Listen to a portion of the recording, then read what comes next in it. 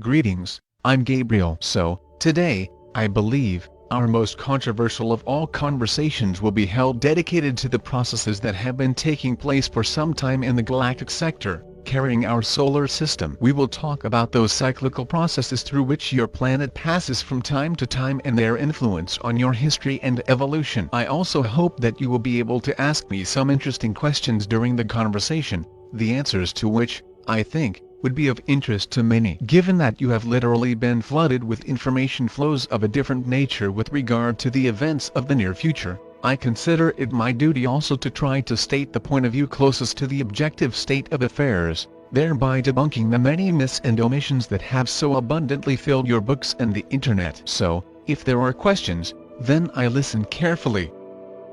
Question: if we talk about what it would be interesting to know today about the topic of the transition, I think the questions would be, what can you say about the planet Nibiru and everything that has been spoken about for more than a decade? What is your general view of Sitchin's work and his ideas? Is there anything in them that really corresponds to the real situation? Many of your definitions, as I have noticed, go against not only him, but also with many other popular theories. There are a couple more questions, but I would like to ask them later. Answer: you must remember that I made a promise to speak only the truth and try not to go as far as possible into those spheres that represent a very dubious collection of theories and nothing more. This is my intention, since I would not want to mislead anyone, but rather present the picture as full as possible. Now, following my promise, I would like to say a few words about Sitchin and Nibiru's theme. Let many of his supporters not take offense at me, but that's what I have to say.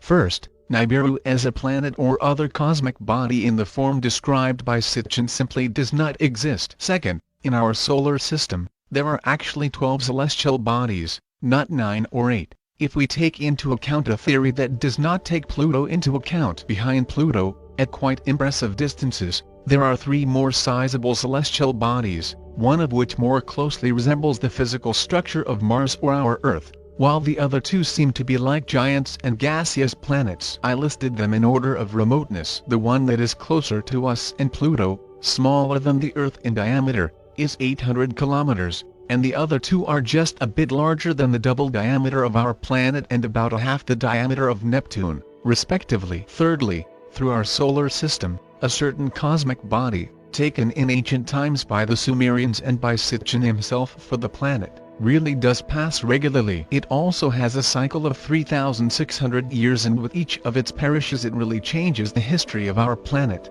unfortunately, not for the better.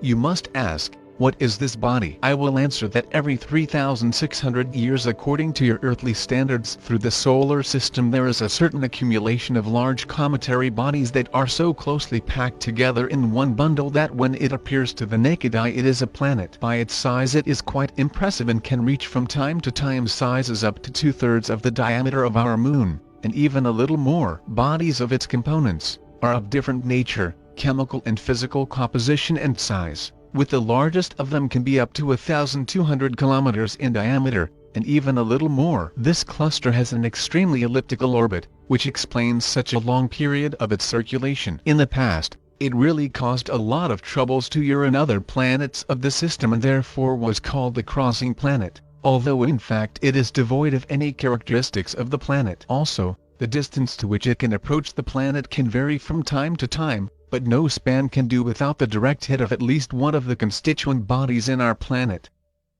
Nibiru, as the planet does not exist and was not, but for those who want to believe in the opposite, then let them believe, no one forbids. Do not say that Sitchin specifically tried to sow disinformation, but many of his theories in fact do not stand up to criticism. Question: I admit, I have never honestly been his supporter, but the fact that instead of Nibiru there is some other cosmic body, on the one hand, should interest a certain group of people who want to know the truth and, on the other hand, to set up against another who wants and continues to believe in the existence of some the planet X. What can you say about the Sitchin Anunnaki? Are they related to this cluster or to any other object in the solar system, if one considers that Nibiru as such does not exist? And, then, given that the last pass of this cluster took place about 3,600 years ago, it turns out that it was about the time of the Abrahamic exodus from Ahitatan in Egypt, which you already talked about.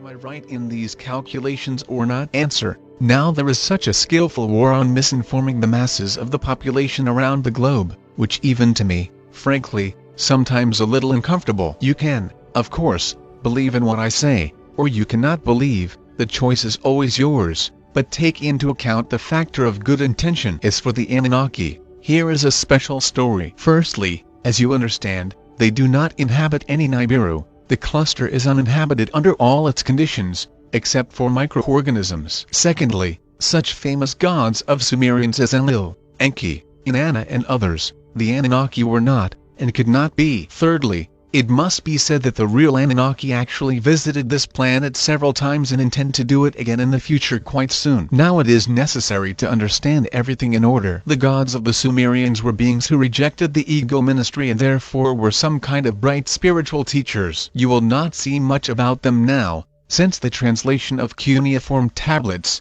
as it now appears to scientists and Sitchin, is very far from the true content of them. There, indeed, contacts with high-level representatives and some cosmic events are described, but again they are far from the Anunnaki. Enki and Enlil, as I said, were ministers of light and were the fourth-level creatures of the Nordics or Nordic type, but from a fairly little-known place in this galaxy. Neither with Atlantori, nor with the Ornians, nor with the Reptoids, they had nothing in common. Their visit to this planet coincided with the first millennia after the flood, and they were some kind of casual and temporary visitors on this planet, after which their influence was weakened, and the influence over the region was first accepted by Atlantori, and then by Reptoids. As for the real Anunnaki, they do exist, but they represent a slightly different race than that described by Sitchin. If you remember, in one of the very conversations, I said that the Reptoids or Reptilians are three separate large groups, from Orion, from Zeta Ceti and Alpha Dragon. The ones that you currently run,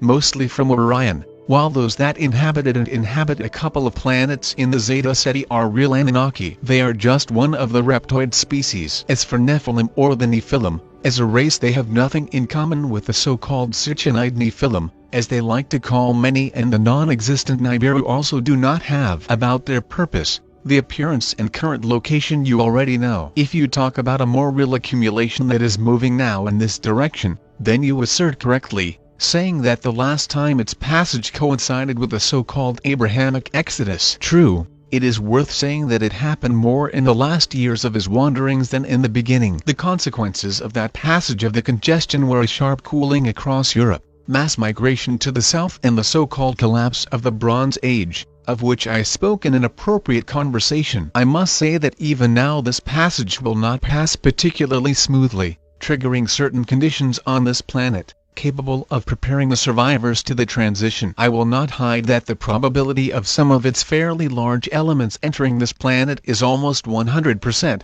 with the remaining percentage only indicating the error in the sizes of these fragments. Question: you said at the very beginning about the periodic phenomena occurring in our system and leading to quite serious changes on this planet from time to time, and I so understood that the passage of this cluster, which for some reason many, including Sitchin, was mistaken for Nibiru, is one of them. True? Are there any other cyclical processes taking place in this sector of the galaxy and affecting the course of history and evolution? Are they related to each other? Answer: yes, of course. There is. The onset of the transition and the passage of the congestion are only part of one holistic harmonious course of events in the creation. For example, have you heard the theory that our solar system is inherently binary? That is, the Sun has its own satellite, a certain second star having its own orbit of rotation? Question: something like that, as far as I know, was supposed by a group of scientists, but so far, as they say, there is no clear evidence for this. And you want to say that such a picture,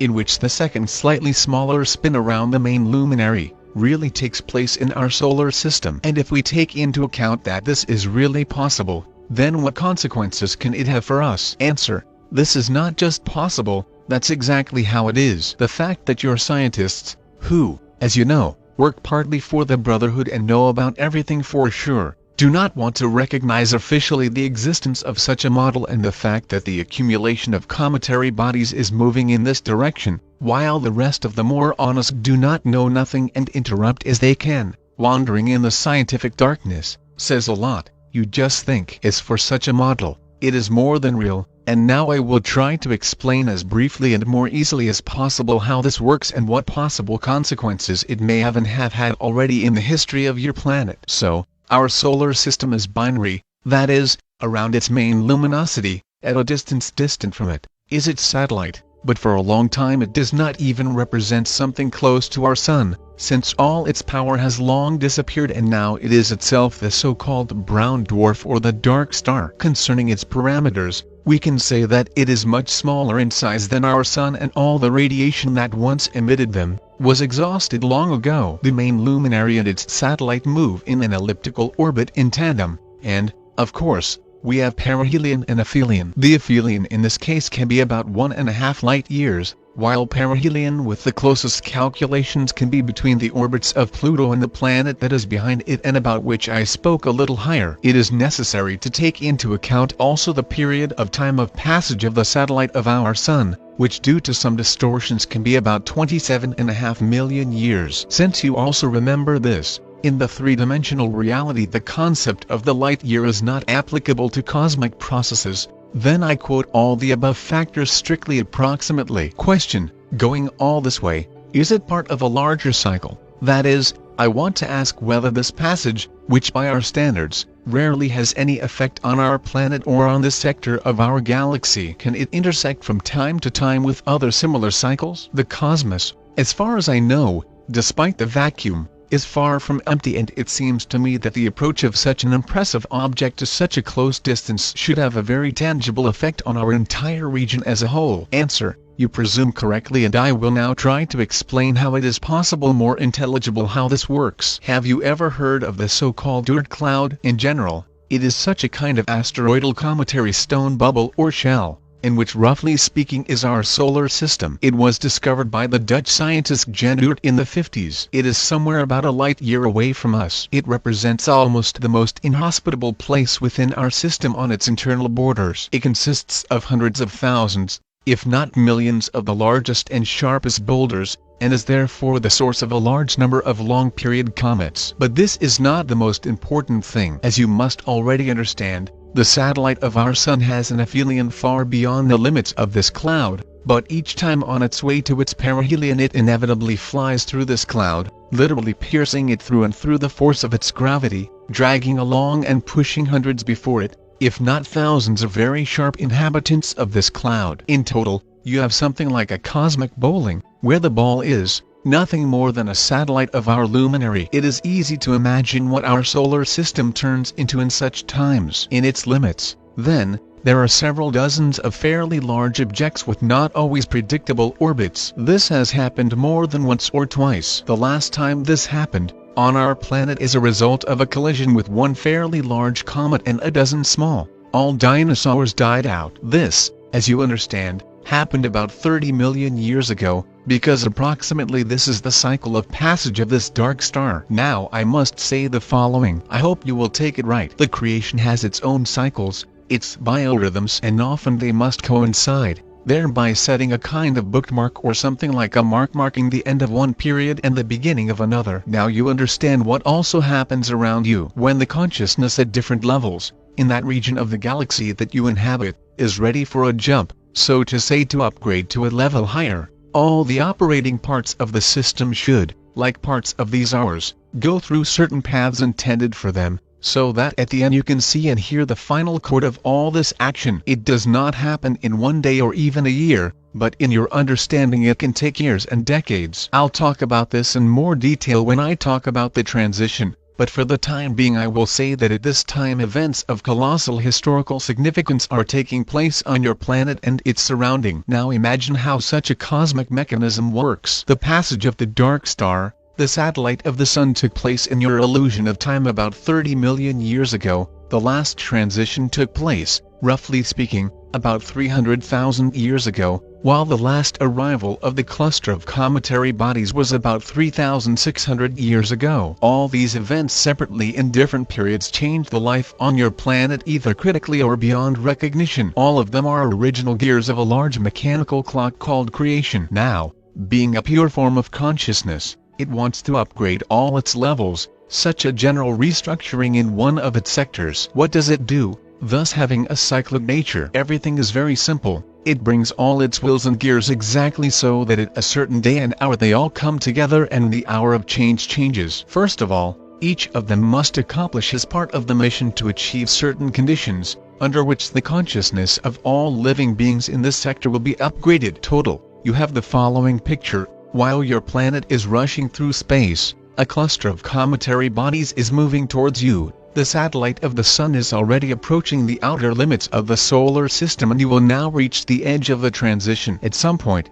all these elements in turn converge at a single point, and this is where the change occurs. Hour struck. The page is inverted. The leap was perfect. Consciousness once again progressed one turn higher in its spiral. Something like this happens. Question: so you want to say that what should happen in the next 5 or 7 years will be nothing more than a convergence of all these cycles together? As I understand, such a significant transition does not pass painlessly. Evolution always requires sacrifice. If it is under someone's leadership, or does it itself create through special incidents? So, is it really catastrophic? Is it always an integral part of the transition? Answer: I would not say so categorically that either, and even more so to become attached to dates. All that I can say is this: listen to the planet, listen to what the Creator whispers to you every day through animals and the phenomena of nature, and then the full picture will open to you. Those who clutch at a fragment and try, denying everything that is going on around them every day, not to accept the reality of what is happening,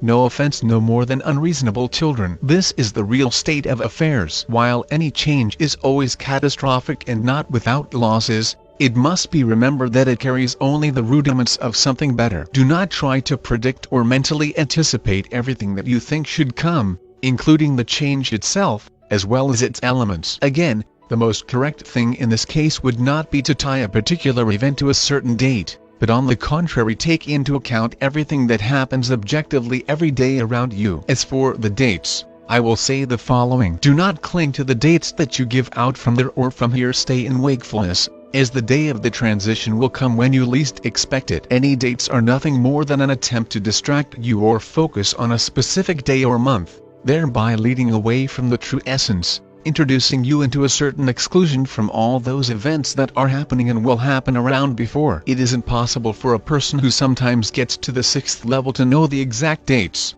You know why? I explained this. I will not repeat myself and will not make my predictions with exact dates. They simply do not exist. Simply say that you must live your every day with an awareness of lessons that need to be learned so that after this time you can go through the transition. In the meantime, watch the signs in heaven and earth. Do not be blind. Question: what can you say about some statements that all our linear history will soon come to an end, and the time itself as we know it will simply disappear, and we will begin to perceive all of us around in completely different terms and concepts? And what about the popular point of view that we all, like you yourself, argued, are in one infinite time loop? Does something make or break off or completely stop the usual course of time for us? Answer: first of all, I wanted to recall once again one axiom, which I already mentioned on many occasions, but again, time in the sense that you understand it at the 3rd level of awareness simply does not exist, being nothing more than an illusion imposed on you from above by unfriendly you representatives of the 4th level. For such representatives of the ambiguous level as, for example, I and my like-minded people are an indisputable fact and an equally integral part of our reality as for you a family, work and everything else. The second axiom is that time is non-linear and therefore has neither beginning nor end. As a consequence of the fact of the first, it is more cyclical. That is, there is in reality neither the past nor the present, nor the future. Think about why those watches that hang in your living room, for example, have, as a rule, a round dial and not square or linearly horizontal. This reflects the very nature of the cyclical nature of time and the fact of its actual absence as such. And axiom 3 is that time travel is absolutely real and possible as I described it above. However, I want to say a few words about this further from our 4th level perspective. Your entire story from the moment of the fall until a certain point in the so-called future is no more than one big temporary loop. To understand this better, imagine the situation in which someone being a representative of the 4th level but being on the 3rd suddenly decided to return to the time when the fall occurred and launched a new scenario in the entire chain of events that you call your story. Also imagine that such a starting point from where the leap was made was the last year, roughly speaking, on your loop. Now you understand that in the course of how the whole film is wasted, that is, your big or great cycle of 300,000 years, history will come to the very moment when this jump was made, but with completely different results than it was in the original version. That is, the cycle will end again, and in its last year the jump will be made and everything will again happen again with the same scenario and perhaps differently. That is, simply speaking, each time a certain group of people at the third level and their countless descendants will be forced to make another cycle. Again, the war of rebellion is the betrayal of the death and birth of civilizations and everything else. I must say that for the representatives of the fourth level, this is how to get the actors to drive out the long play from the very beginning to the end and afterwards rewrite it in some places and again make everything repeat, and so on forever. What can we say in this case? Is there any hope, you might ask? And I will say that there is. I have already talked about this a little earlier, but I repeat that the choice is always yours, and even in the most desperate situation you can always make the right move. The main thing is to have the courage to do it. However, until then you are in a loop, and it is tightened more tightly as you approach the end of the cycle. Those who know will break out of it, and the sleeping and unsuccessful pupils will remain for rehearsal, using a theatrical analogy, and they will have to drive it all over again from the beginning to the end. I will say one more thing. From the perspective of linear time for you, the future as such is not, at least in that linear form as you have become accustomed to imagine or seen in various films about movements in time. Relatively soon the date, of course, I cannot name for many reasons your three-dimensional illusory time, just as it would say it will collapse or expire like sand in an hourglass, and for many will cease to exist. Therefore, if you wish to move now in time to the future, you would be outside the framework of three-dimensional time and would not understand anything from what you saw there. One word of the future as it is described by science fiction and shown in movies you do not. There is a moment of transition in your immediate time after which everything will be so different from that you do not suspect.